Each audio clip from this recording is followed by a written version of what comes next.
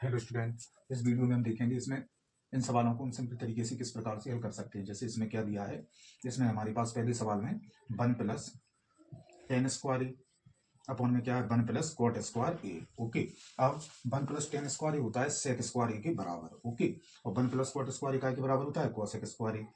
अब sec square ए को क्या लिख सकते हैं 1 अपॉन कॉस स्क्वायर ए, और कोसेक को 1 अपॉन साइन स्क्वायर ए। ठीक है, अब बीच बीच का गुणा और ऊपर नीचे का, तो यहाँ क्या आ जाएगा साइन स्क्वायर ए अपॉन में क्या हो जाएगा कोस स्क्वायर ए, जी क्या होता है टेन स्क्वायर ए, जी हमारा क्या हो जाएगा आंसर। ओके, अब दूसरे सवाल में क्या दिया है इसने, दूसरे में यदि टेन टू ए बराबर क्या है 1, तो हमें मान का निकालना है, ए का निकालना है। तो यहाँ क्या आ जाएगा टेन टू ए बराबर 1 मान होता है टेन 45 का, 10 से 10 कट जाएगा, टू ए बराबर कितना है 45, तो ए बराबर आ जाएगा 45/2। ओके, ये दूसरे का आंसर हो जाएगा।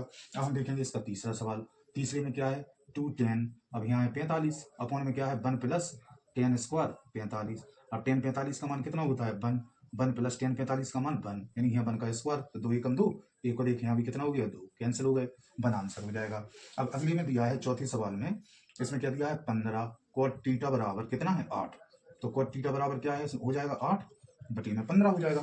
तो कॉट थीटा में ऊपर की संख्या होती है आधार और नीचे की क्या होती है अपनी, जो हो जाएगी अपनी लंब। तो इसमें भी हम डायग्राम बनाएंगे, तो इससे हम निकाल लेंगे कर्ण का मान, तो यानी ए बी सी, जी काय का मान है लंब का और जी काय का आधार का। तो जब पीजीटी लगाएंगे हम, तो इसमें क्या हो जाएगा कर्ण का स्क्वायर बराबर लंब का स्क्वायर, और यहाँ हो जाएगा आधार का स्क्वायर। ओके, तो कर्ण का स्क्वायर बराबर 15 का वर्ग 225, और 8 का कितना होता है 64।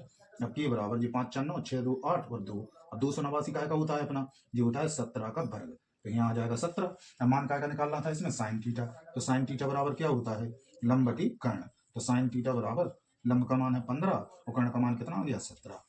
तो जी हमारा क्या हो जाएगा आंसर। अब हम देखेंगे इसका अगला सवाल। तो अगले सवाल में क्या दिया है, इसमें हमारे पास साइन थीटा है जो वो कोसेक थीटा की क्या है बराबर है, तो हम कोसेक थीटा को क्या लिख सकते हैं 1 अपॉन साइन थीटा।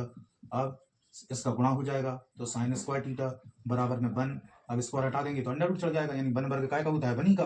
तो अब जी आ गया, तो यानी प्लस माइनस कितना आ गया 1, तो अब हम लेंगे पहले प्लस की संख्या, तो साइन थीटा में 1 मान काय का होता है साइन 90 का, तो साइन से साइन कैंसिल, थीटा बराबर 90, तो जी आंसर हो गया। अब बचा हमारा इसका अगला सवाल। अगले सवाल में क्या है 3 tan ए बराबर 4 है, तो tan ए बराबर 4/3, तो हमें सेक का मान निकालना है, तो इसका एक डायरेक्ट फॉर्मूला होता है सेक स्क्वायर ए बराबर 1 प्लस टेन स्क्वायर ए।